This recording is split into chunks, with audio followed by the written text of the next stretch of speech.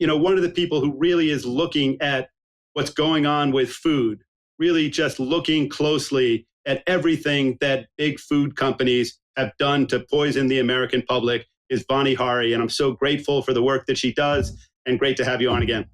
Thank you so much, Tony. I'm so glad to be here today to shed some light on some new information that I got about a front group that I talked about last week. One of the most core pinnacle moments of the last year has been this local grassroots state action happening in dozens of states across the nation.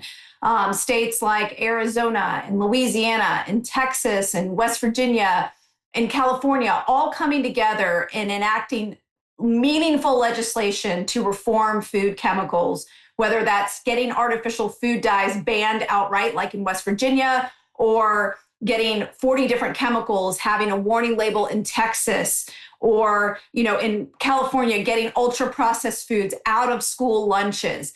Every single one of these states has been instrumental in forcing the food companies' hands and getting these chemicals out, stopping this practice of how American companies are poisoning us with ingredients they don't use in other countries, but use here in the United States, and highlighting this issue that over 10,000 chemicals are allowed in our food supply, whereas in other countries, it's a lot less.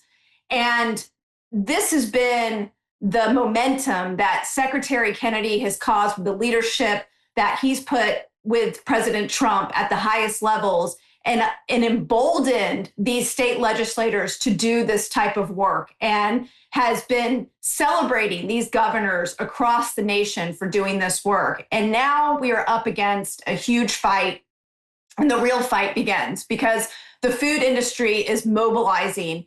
And they've created a new front group. It's called the Americans for Ingredient Transparency. If you want to read all about it, you can go to foodbabe.com. I just released a blog post all about this. It's the first blog post on the site. But this specific front group is something that is being funded by every single major food company and Farm Bureau and just about every restaurant association, the Soybean Association.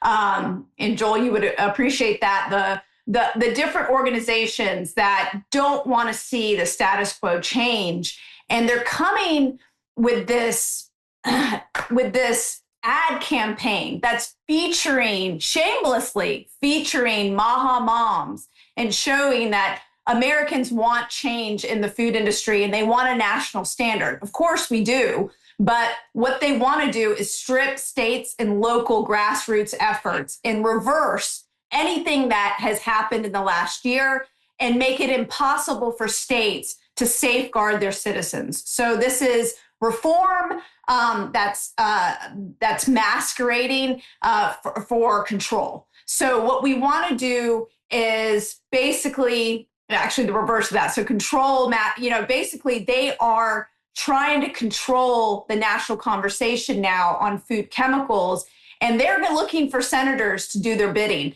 in Washington, and they're using the Maha momentum, for their marketing purposes. So I just want to make sure everyone knows about this group.